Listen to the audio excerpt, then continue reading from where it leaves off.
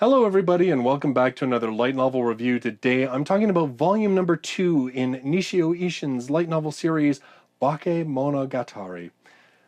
This one has two stories very similar to volume number 1. The first one introduces us to a new female character named Kanbaru.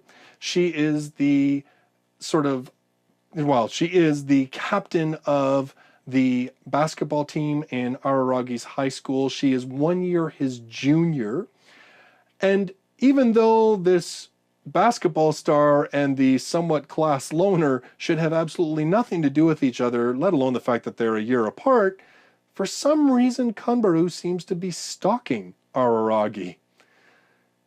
In the second story, we have another new female protagonist. This is Sangoku.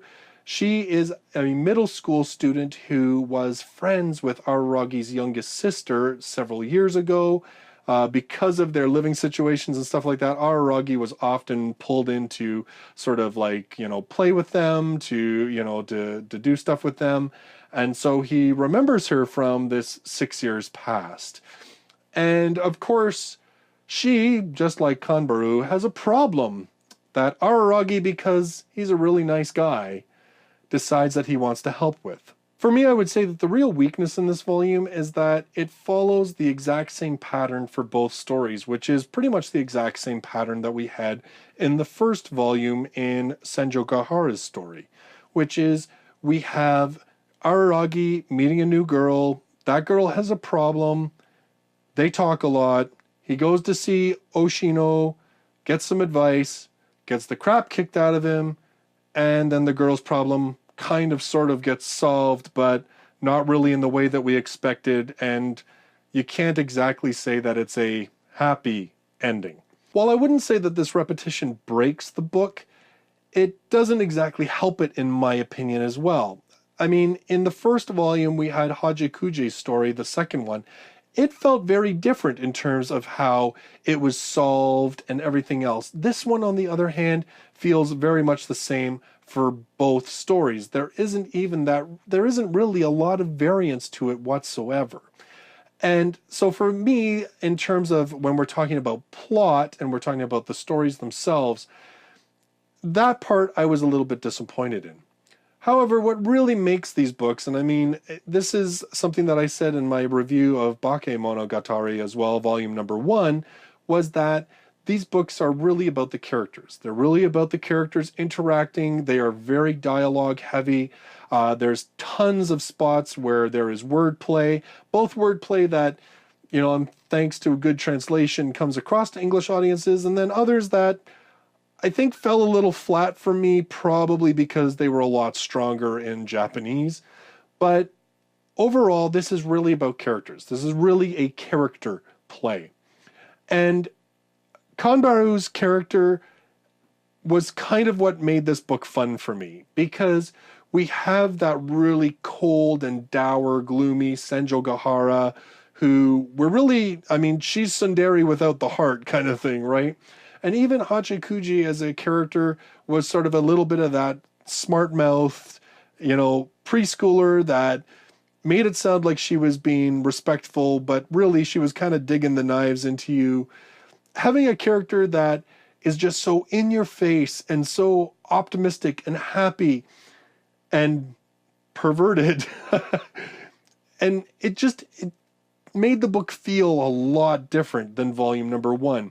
But on the flip side of that, she could come across as like a caricature, but she doesn't. And I think it's because what she says has a lot of subtext to it. At certain points, especially in the first story where we're sort of addressing the issues that she has, when she is talking in ways that are a bit flirtatious or, overly complimentary and such, there is this subtext beneath it of frustration, of anger, of some sorrow. You get the sense that these words in a lot of ways are masks that she's putting on so people can't really see what's going on. When we get into the second story, those subtexts change subtly. So we kind of get to the point where the relationship that she and Araragi have seems a lot more fun. It seems a lot more relaxed.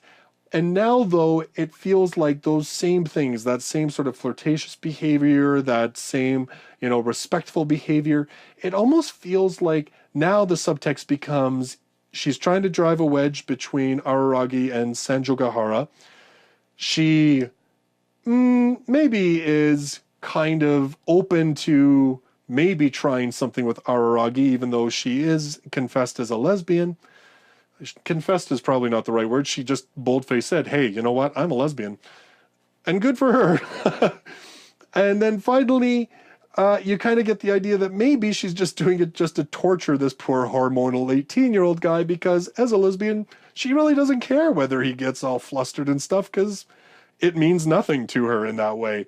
And you're really not too sure where exactly she's sitting on the fence with any of that, which makes everything that comes out of her mouth a touch unreliable, but all the more interesting, even when it is, very kind of pervy and just, in another book would have really just kind of left you being like, wow, she's just the dirty girl. That's all, just to satisfy that little bit of eshy itch.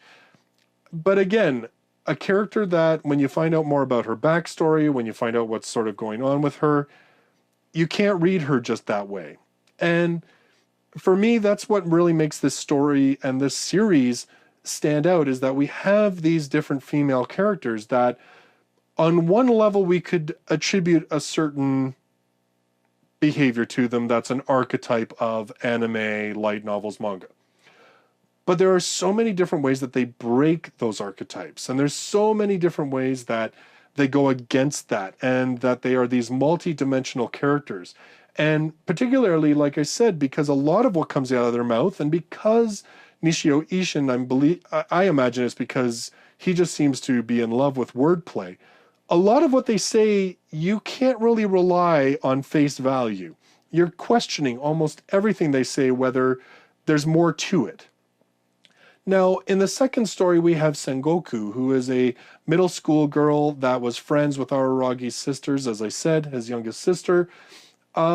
She is not anywhere nearly as developed as Kanbaru is. And I don't know if it's because she's portrayed as being this very shy, she won't look up at them most of the time, eyes are downcast. And because she's a lot younger than them, she sort of occupies a different social world than they do. So I don't know if that's part of the reason that I kind of feel like her character really didn't get the development in this book, that certainly nowhere near what Kanbaru got, or even what Sanjogahara or Hachikuji did in the first ones. Even, the class president gets more sort of character development, and she has yet to be, well, okay, if you've read Kitsu, she was a main character, but she's not in Bakemonogatari up to this point, and even she's gotten more character development, I would say, than Sangoku gets in her own story in the second part of this book. And you know what? I mean, there's other little issues that you can take with the second story.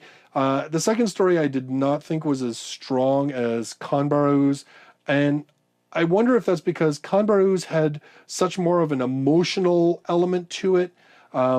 This one, it is the second one, because Sangoku is this far more reserved character who doesn't say a lot, and because you don't get much of a feel for her character, I just don't think you get as invested in her story as much as you did Kanbaru's, and you don't get that interesting subtext of what she's saying but what she really means. So it makes the second story feel a lot weaker. There's also the fact that even though Kanbaru talks a lot of sexualized stuff, she isn't really a sexualized character in terms of, like she doesn't get naked, she doesn't there's not, it's not really overt. But then in the second story, we have a middle school student stripped down to just some shorts, then wearing a school swimsuit. It seemed like a very, there was certain fantasy-esque type things going on in the second story that was a little weird and a little uncomfortable, and like I said, seemed really kind of funny, because in terms of being physically sexualized, the most sexually open character wasn't even as much as this shy, reserved middle school character. Maybe that's saying something about Nisio Isin. I don't know. But, you know, I'm not for him to confess to.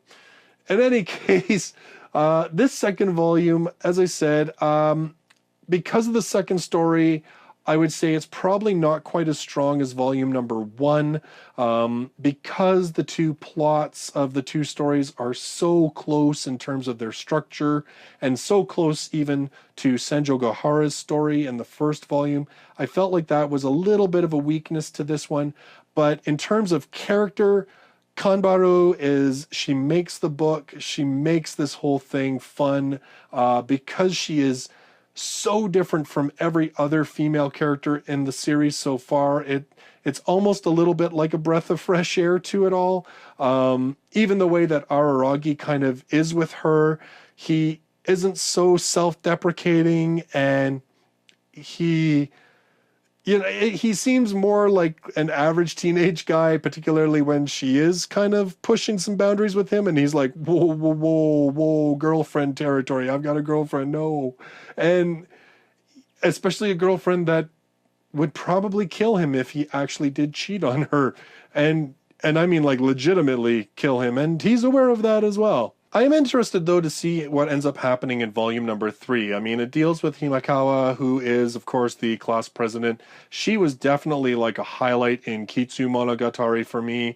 I was really kind of disappointed to see her shuffled to the back deck with the Bakemonogatari series, which I know it came first when it was published in Japan. I know, but I'm just saying, you know, based on the way I read it in North America, I was kind of disappointed to see her get put into like the third seat because she was such a good character in Kitsu.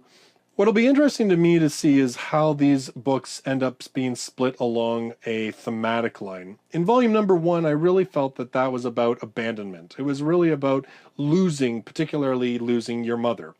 And in this one, the theme seems to very much be about the rejection of love, about being in love, being rejected, that sort of thing. And then, of course, now we have the third story that's going to be in the next volume of Bakemonogatari. And I'm interested to see what that is thematically, because it seems to me like these books have been the stories have been split based on theme. In Japan, like I said, this one had all 3 stories. But I think in terms of like length, this book is still over 300 pages. I think it probably made sense to split the second volume up. And like I said, I'm interested to see if I can also justify it along thematic lines as well. In any case, again, Bakemonogatari, this is a very, very dialogue-heavy story. If you are looking for a lot of plot twists and stuff, this probably isn't the series for you at this point.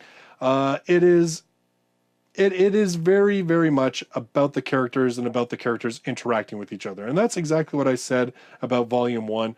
Volume 2, that is absolutely still true. It's just that I would say that we have a lot more fun character this time around, seeing how she interacts with Araragi over the more cold and, you know, calculating characters that we had in Volume number 1.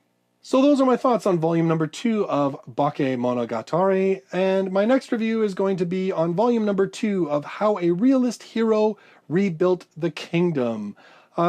The first volume I was really impressed with, and kind of was a very different take on the whole isekai genre, so want to get back and check out what happens in volume number 2, so that'll be my next review. So if you love light novels, don't forget to subscribe to the channel so you can check out all of my future light novel reviews. I really appreciate you joining me in this video, and I look forward to seeing you in the next one. Till then, bye-bye for now.